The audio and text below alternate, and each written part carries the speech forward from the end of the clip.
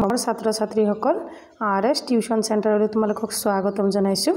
আজি আমি আলোচনা কৰিম ষষ্ঠ শ্ৰেণীৰ বাবে যিখন নতুন পাঠ্যক্ৰম উন্মেষ প্ৰথম ভাগ। ইয়াৰে প্ৰথম 1 নম্বৰ অধ্যায়টো আমি আগৰ ভিডিঅ'টোত আলোচনা কৰিছোঁ। যদি তোমালোকে চোৱা নাই গৈ চাই লোৱা। তাৰে পিছৰটো অধ্যায় হৈছে আজি আমি আলোচনা কৰিম ইয়াত শহাপহু আৰু সিংহ। এইটো এটা ধুনীয়া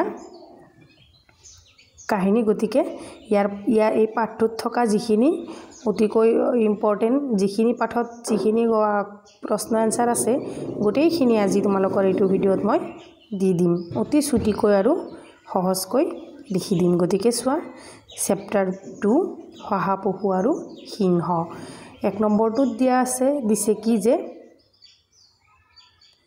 তলত দিয়া প্ৰশ্নসমূহৰ শুদ্ধ উত্তৰটো বাছি উলিওৱা, সঠিক বৃত্তটো পূৰ কৰা।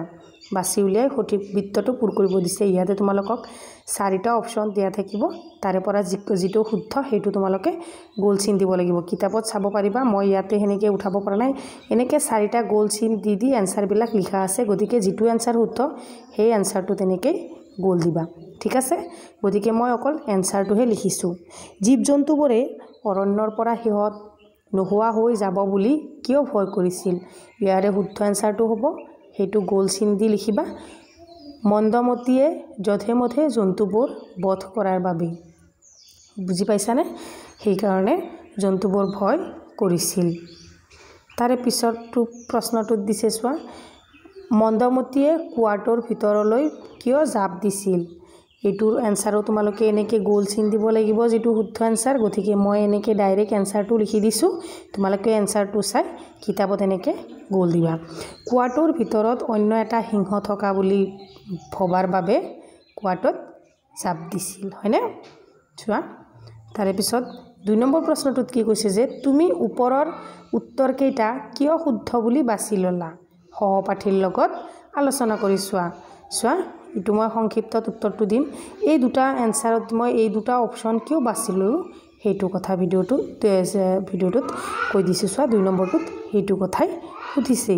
চোৱা, সংক্ষিপ্তত লিখিছোঁ, মন্দমতীয়ে প্ৰতিদিনে অৰণ্যৰ বহু জন্তু বিনা কাৰণে বধ কৰিছিল। ইয়াৰ ফলত অৰণ্যৰ জীৱ জন্তুৰ সংখ্যক কমি যাব বুলি সিহঁত ভয় কৰিছিল।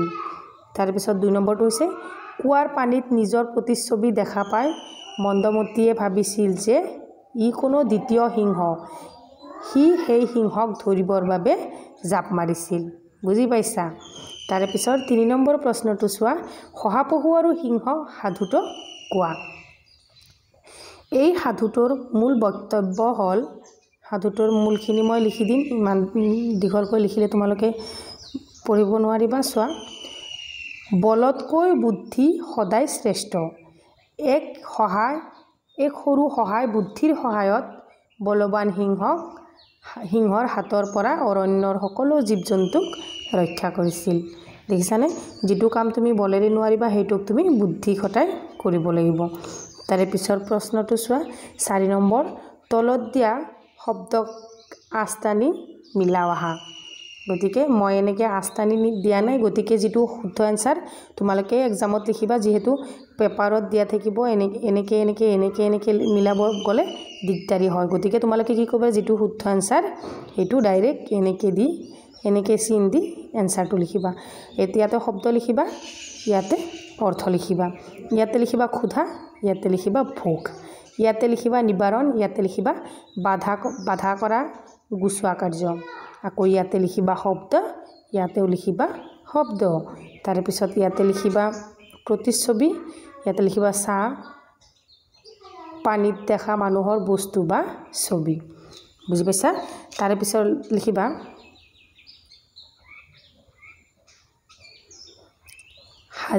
হাজিৰ মানে উপস্থিত, বন্ধক অন্যৰ ওচৰত কোনো বস্তু থৈ ধাৰ লোৱা কাৰ্য, সেইটো হৈছে বন্ধক। এইটো গোটেইখিনি এটা তোমালোকে আকৌ ভাবিব পাৰিবা এইটো বেলেগ নেকি? নহয়, এইটো এইখিনিত নাটাৰ কাৰণে ইয়াতে দিয়া হৈছে। তাৰে পিছৰটো চোৱা, কেশৰ মানে হৈছে সিংহৰ ডিঙিত দীঘল নোম। নিস্তাৰ মানে ৰক্ষা, উদ্ধাৰ। তাৰে পিছৰ 5 নম্বৰ প্ৰশ্নটো চোৱা তলত দিয়া প্ৰশ্নকেইটাৰ উত্তৰ কোৱা আৰু লিখা 1 নম্বৰ প্ৰশ্নটোত দিছে অৰণ্যৰ জীৱ-জন্তুবোৰ কোনে যধে মধে বধ কৰিছিল এইটো হৈছে যে মন্দমতি নামৰ সিংহটোৱে যধে মধে বধ কৰিছিল মই একেবাৰে ছুটিকৈ আনসাৰ বিলাক দি দিছো এনেকৈ ছুটিকৈ তোমালোকে কত নোপোৱা গতিকে তোমালোকে এইবিলাক ধুনিয়াকৈ বহিত লিখি লবা ভিডিওবোৰ চাই আৰু ভিডিওবোৰ শেয়াৰ কৰিবা যাতে তোমাৰ বন্ধুবৰ্গও এইবোৰ ধুনিয়াকৈ লিখিব পাৰে চোৱা খ নম্বৰটো শহাপহুটোৱে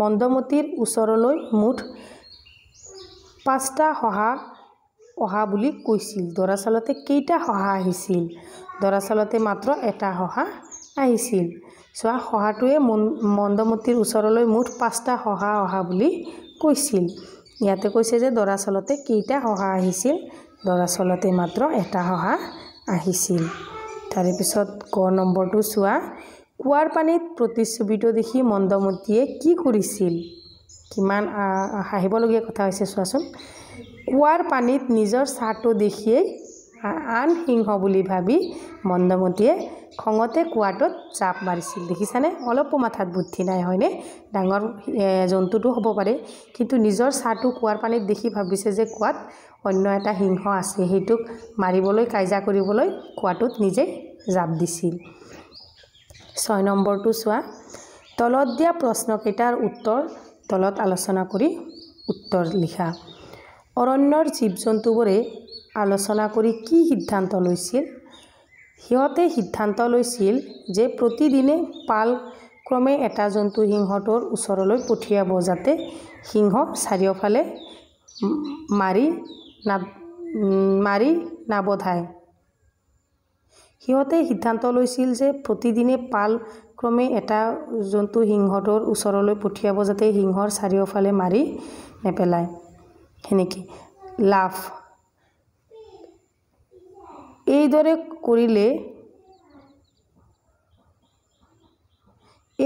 কৰিলে সিংহৰ ক্ষুধাও নিবাৰণ হ'ব আৰু সিহঁতৰ ধ্বংস পৰা ৰক্ষাও পাব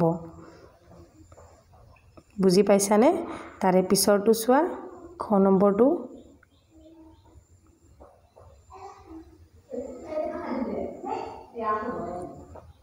নম্বৰটো চোৱা কুৱাৰ পানীত শহাটোৱে তাৰ প্ৰতিচ্ছবিটো দেখি কি বুদ্ধি পাতি পাঙিছিল শহাপহুটোৱে ভাবিলে সিংহক নিজ ছাটো দেখুৱাই ইমান খঙাল কৰি দিম যাতে সি লাভ দি পানীত পৰে কিমান বুদ্ধি শহাপহুটোৰ দেখিছানে গতিকে তোমালোকে সদায় মনত ৰাখিবা যিটো কাম বলেৰে নোৱাৰা সেইটো কাম সদায় বুদ্ধি খটুৱাই কৰিব লাগিব শহাপহুটোৱে ইমান ধুনিয়াকৈ বুদ্ধি পকাই সিংহটোক কুৱাত পেলাই দিছিল হয়নে চোৱা সিংহক তাৰে পিছৰ প্ৰশ্নটো চোৱা সিংহক পতিয়ন নিয়াবলৈ ভয়তে সহায় ইনাই বিনাই কি কথা কৈছিল সি ক'লে যে বাটতে আন এটা সিংহ দেখা পাইছিল আৰু সেই সিংহ কৈছিল সি এই বনৰ ৰজা ইফালে সি 4টা শহা ধৰি ৰাখিছে মাত্ৰ সি এই শহা আহিছে মন্দমতিক মাৰিবলৈ চোৱা সি ক'লে যে বাটতে আন এটা সিংহ দেখা পাইছিল আৰু সেই সিংহ কৈছিল সি এই বনৰ ৰজা ইফালে সি 4টা শহা ধৰি ৰাখিছে আৰু মাত্ৰ সি এটা আহিছে মন্দমতিক মাৰিবলৈ কুৱাটোৰ ভিতৰত সঁচাকৈ আন এটা সিংহ লুকাই আছিল নে চোৱা নাছিল নহয় কুৱাত আন কোনো সিংহ নাছিল কিয় জাপ মাৰিছিল মন্দমতিৰ নিজৰ ছাটোকেই আন সিংহ বুলি ভাবি খঙেৰে কুৱাত জাপ মাৰিছিল গতিকে আজিৰ প্ৰশ্নসমূহ এইখিনিয়ে তোমালোকৰ যদি ভিডিওটো চাই ভাল পাইছা এটা চেনেলটো সাবস্ক্ৰাইব কৰি ৰাখিবা আৰু লাইক কৰিবা কমেন্ট কৰিবা ভিডিওটো যিমান পাৰা শেয়াৰ কৰিবা যদি ইয়াৰে আগৰ ভিডিওটো চোৱা নাই তেতিয়া গৈ চাই লবা আৰু ঘৰৰ ডাঙৰৰ পৰা প্লেলিষ্ট উলিয়াই লৈ কিনে ক্লাস 6ম মান মানে ক্লাস 6ৰ অসমীয়াৰ যিখিনি পাঠ আছে গোটেইখিনি পাঠ তোমালোকে উলিয়াই লৈ কোৱেশ্চন আনসাৰ খিনি লিখি লবা আৰু যদি তোমালোকৰ ইংৰাজী গণিত আৰু সমাজ বিজ্ঞানৰ প্ৰশ্ন আনসাৰ লাগে তোমালোকে গৈ প্লেলিষ্টৰ পৰা লিখি লবা গতিকে আজিৰ ভিডিওটো ইমানতে সামৰিছো